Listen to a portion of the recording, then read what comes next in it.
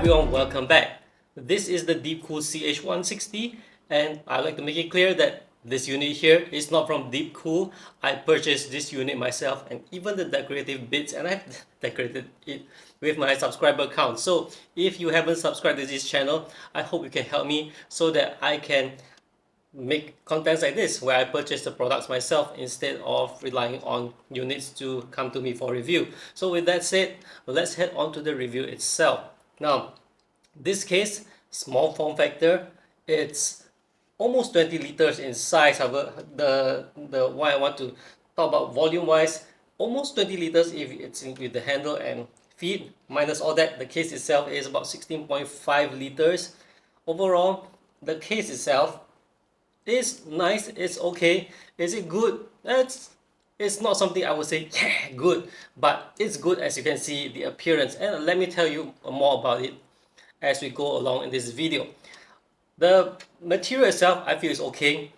At some points, it does feel flimsy simply because it has a lot of, you can see that there's a lot of perforations for the, you can decorate all those bits. So maybe that makes it feel flimsy at certain places. So like when you touch the handles, it does warp a bit. However, I did measure the thickness. It comes to about 0.7 mm, which is common for metal. It has a glass panel over here. Overall, build wise, I mean the build quality, I'd say it's okay. You just have to bear in mind that white color, the paint, right, is powder coated, nice, doesn't look like it chip easily. However, there are white pieces such as the handle and the front here. So when you're building, just know that as time goes by, white does change color. And yeah, as for building inside the system, it gets a little bit annoying because the front and the rear cannot be removed, and it does not use thumb screw to secure the pieces. So every time you want to make changes, you have to use the screwdriver to open the screws. So that's a lot of work. For this panel alone, there's two. Back panel, there's two. I prefer thumb screw. It makes it a lot easier, but now you have to source for a screw. And then the top can be removed as well. As you can see in my build here, I have a rear intake and my heatsink. This CPU cooler is the AS400, or was it AS500? I should have taken note of the model name before I made this video. So it's a huge tower cooler from Deepcool, and again, it's from the back instead of from the front. For a case setup like this, I prefer to have it intake very closest to the point where the fresh air is, which is in this case intake, and it exhausts to the front. The fans, I'm using the fans from the LS720, the Deepcool LS720 360mm AIO intake and exhaust. So it's really a wide build over here. Motherboard is a Gigabyte, the Aorus B550i Pro AX. Then I'm using a PNY silver colored memory and a PNY white colored graphics card. Now, as I speak along, now I'm just going to show you the footage I did, which is my handheld drone. So you can see the space is very limited inside, and as we go along, I'm going to show you even additional videos that I recorded as I was building to show you the complications that I had when it comes to building this rig. So at one point of this installation, I feel that the design is, I don't know how to put it. Is it poor or is it unrealistic? Because if you want to fit a large graphics card, you definitely have to remove this panel because it will not have room to fit. Either you remove this or don't install tower coolers here, whatever. I had this already pre-installed on my motherboard and have everything in, and even so, luckily I could fit it in because I didn't realize the having power supply installed may hinder the installation of the motherboard. But let's hark back to this topic. So about the graphics card, the thing is, all the cables are attached to this panel. So if you have to put the graphics card first and you install this back in, there's no way for you to route the cables to the parts of the system that you need. So in this case, I will have to route the cables to the connection points while leaving this hanging. Means I couldn't manage the cable in any way. And then After that, install the graphics card. Hopefully the cables do not obstruct the graphics card and vice versa. And then, yeah, close the panel. So this is one part of this installation of the CH160 that I feel needs to work on. Now, since I have the graphics card already fitted into the system here, which took me quite some effort, and I hope PNY can let me keep this card because I do not know whether I am able to remove it, because the lower panel here and the front panels are not removable. So there's an issue of getting things in. Now with the card in, I actually do not know how to route this cable other than leaving it as a messy way of going around. So I don't see a good way to tidy things up, because really I'm really no space underneath the card for anything else. And pardon me for the lack of focusing. Is yeah. So anyway, pretty much that. So I think this is an issue. It will not be a tidy system, or at least it will not be something that's easy to go about. So overall, that's the thing that makes me feel whether this case is actually good or not. There's really nothing much to talk about. It's pretty much like an ATX or micro ATX case where you assemble everything that way with some options to put ATX and small form factor PSU. It's not complicated like sandwich case setup. So you can see that it's reasonably long over here. It's wide, so that's where you can fit large tower coolers. And if if this unit was from Deepcool, you see the one with the Assassin 4 cooler, because that's what I understood. Deepcool did share to me that if I were to make a review, I have to pair it with the Assassin 4. However, since there's not enough review sample to go around, I actually purchased mine. So yeah, and initially I wanted black, but it totally ran out of stock. So I went with the white, which I did not regret. Actually, I find the white one looks nicer than the black. And then, okay, that aside, um, pardon me, I did not script this video, so we're going as I remember. Now, let's talk about yeah, the assembly part. There's a very little space, as you can see from my drone video again, that there's very little space around at the back to um, for cable management. I did manage to fiddle around and adjust accordingly, but really there's not enough space. So just a general view, it looks nice. When you go closer, you can see a lot of the mess. I have a lot of additional wires here because I'm using the fans from the LS720, which I did manage to get it to work. I'm happy with that. And then you have to understand that even this, like yeah, I showed you in my footage earlier, this graphics card, it goes in. Now I'm wondering whether I can get it out. I somehow managed to slide it in, but I think in order to remove it this time, I probably have to deal with the power supply and tower cooler first. Don't ask me how I got it in. I managed to get it in, and then couldn't get it out. It's totally like the Austin Powers car stuck there, and yeah, I did manage to just continue to just get it installed. So does this that's why going back to what I started off with earlier, is it a good case? Well, in a sense yes, in the sense no, in this, because let's talk about a case itself. Pricing wise, about around 229 for black, 239 for white.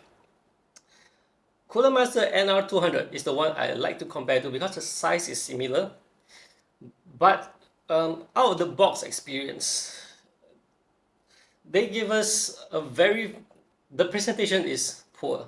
You just open the box and the manual is folded and it's just in the one plastic bag. Unlike Cooler Masters, um, the packaging, there's so many, it's such a nice experience to open up everything. The box, everything is boxed and properly. It's just a different level of experience. Price wise, the NR200 I remember was a little um, a little okay, there's a currency issue over here. This is really cheap. It's about what, 50 US, very affordable, which is why a lot of people like. But then the issue is that with Codemaster, if the RR200, if it's available now, probably about 250 300, but it has a better experience. It comes with fan. the CH160 does not come with fan, and I feel that the NR200 is so much more user friendly. Although to use ATX power supply, you need to have and get additional bracket. It doesn't support a full tower cooler like this, but the NR200 can support 280mm AIO. So yeah, due to the limited space, if you're just plugging things in, I guess it's okay. But if you want to go more complex, deeper, more detailed build with a lot of cables around, it gets challenging for newbies due to the lack of space and a lot of things to go about. And plus the things that you saw in the earlier footage. Now, I also like to highlight that in no way this is an ultra portable case. Believe me, when I first started small form factor thingy on my interest, I thought the NR200 was small, nice, and all that. I even brought it to a talk show. But that thing fully built is very heavy. You use two arms, two hands to hold. Same for this one. The weight for this entire build comes to about 7 kilograms, and it is not even the biggest tower cooler nor the heftiest graphics card nor the heaviest power supply yet. Okay, so it can get a lot heavier. When things go to that level of weight, 7 to 9 kilograms, you don't hold it with one handle. Trust me, one handle, one arm, it gets tiring as you walk around. It feels nice. A lot of content creators will say, oh nice, well, that's because you're bringing it from the table to the floor and around. It's easy. Try walking a distance from the car park to a studio or whatever it is. You realize that this is not ultra portable at all. Furthermore, you have to take care of the glass. I did drop the glass to the floor. It did not break. Table down to the floor. Amazing. Regardless, it's still glass. All right. To me, an ultra portable system should not have glass because glass adds to the weight. You should use acrylic or metal. Metal will be somewhat heavy too, but at least you're not worried about it being shattered. So this is not something I would like to carry around, this kind of width, this kind of weight, and with the glass. And weight, because if you're buying this case and you're putting tiny graphics card, tiny cooler, what's the point? It actually looks, the beauty of this case is that it actually fits big cooler, big graphics card, and big power supply, being about 16.5 liters in volume. So that's the beauty of the CH160, and you get to decorate, which I actually spend more time decorating this, I think, or equally almost as much time. A portion of my time moving it around, hurts my fingers, and I quite enjoy it. But regardless, what I'm saying is that it is not as ultra portable as one might think. Let me give you a bit of example. So this one here is my Sugo SG13 from Silverstone, which is 11.5 liters in volume, and it is much smaller than the CH160. Up next, my two very portable systems. This one is the SGPC, which I will have a revised build soon, and it is 4 liters in volume. And this one is the Geek Case G4, which the volume is 4.8. 4, 4.8,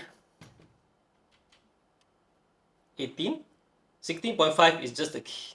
Okay, let's just go without the handle. This one is 4, 4.8, I think, pardon me if I'm wrong. But regardless whether handle or not, it is that kind of volume. I admit that I should have checked whether it's with handle or not. Doesn't matter. Even we go with this one, 16.5. That one, even we go with the handle. Let's give it a plus 1 liter. That will be 5 to 6 liter. It's still a lot smaller than this, and those are really portable.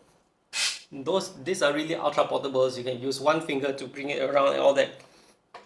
You do not call a fully built 20-ish liter system with glass ultra portable. It's not. It is portable, yes. Portable in the sense, handle, I understand. But when you have these expensive components in there and with the glass, I don't think you want to swing around with a handle.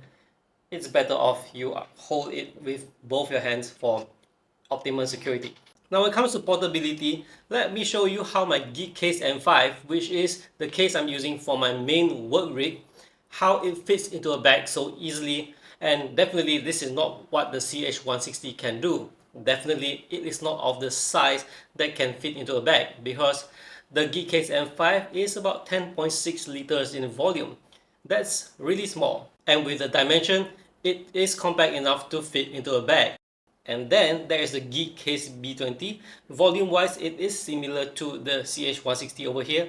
It cannot support large tower coolers. However, it can support ATX power supply, it can support AIO, and it can support large size graphics card. And most importantly, you can use micro ATX motherboards on a case like the B20.